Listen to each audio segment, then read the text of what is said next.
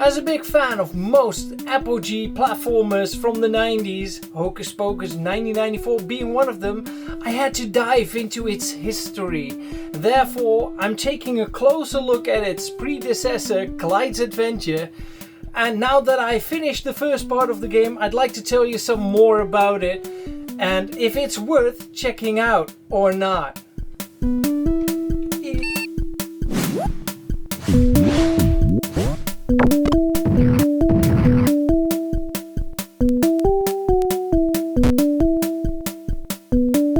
Clyde's Adventure, released in 1992, stands as a foundational piece in the platformer genre, serving as an inspiration for subsequent titles like Hocus Pocus from 1994.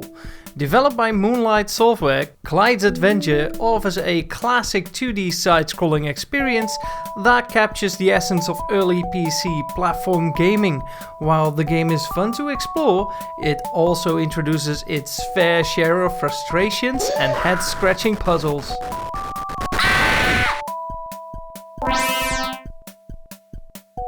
The nostalgic appeal of the colorful visuals is complemented by a catchy ad-lib soundtrack, immersing players into the gaming atmosphere of the early 90s.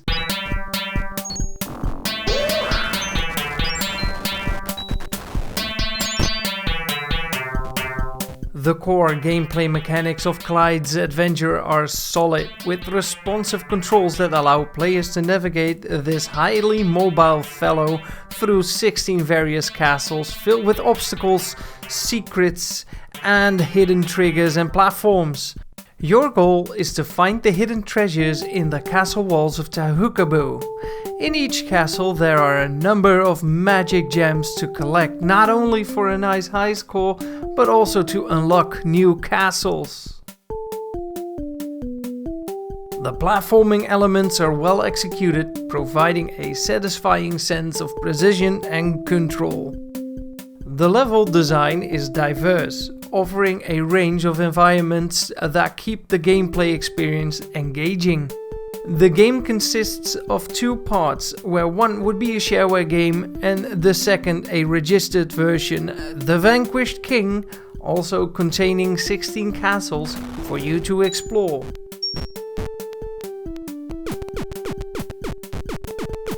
However, where Clyde's Adventure stumbles is in its implementation of challenging segments. The game introduces a variety of mind-bending puzzles that can leave players scratching their heads. While some may appreciate the added complexity, others might find the puzzles more frustrating than enjoyable. The difficulty curve is uneven, with certain sections posing as a significant challenge that may annoy less patient players. Another obvious issue is that this game is lacking enemies. The level design is your worst enemy in this game. There are no enemies to conquer or avoid, but yet you have a magic wand. This wand is not to be used for attacking, but for real magic. The wand can break through large bricks or light bomb fuses to destroy surrounding bricks. Another point of frustration can be Clyde's energy level. You have to collect power points to keep Clyde's energy high enough to finish the castle. His energy will drain by jumping, falling, but also by walking each few steps. This restricts you from thoroughly navigating the castles and might be the main reason you have to retry your attempt to make it out of a castle quite some times. The game has been designed to have you memorize the castles. Many of them feature traps, dead ends, spike pits, misleading switches, and teleports that will lock you up forever with a sign that will tell you not to go this way next time. Some castles feature long, unforeseen jumps, maze-like designs, or just plain evil traps. It's good to know that Clyde's Adventure serves as a precursor to Hocus Pocus, a game released 2 years later. The similarities between the two titles are evident, with Hocus Pocus building upon the foundation laid by Clyde's Adventure. Players familiar with both games will notice the shared DNA, appreciating the evolution of gameplay mechanics and design principles. There's even some footage on YouTube of an unknown beta of Hocus Pocus where you can clearly see the similarities between the two titles. Even on a later beta you can still see that Hocus has some resemblance with Clyde.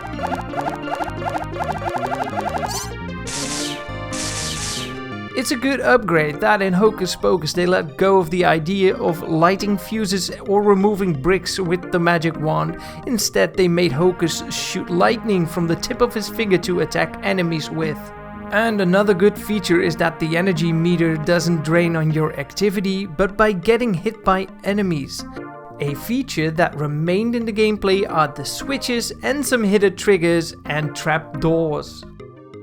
In 1995, Moonlit Software released a sequel to Clyde's adventure called Clyde's Revenge.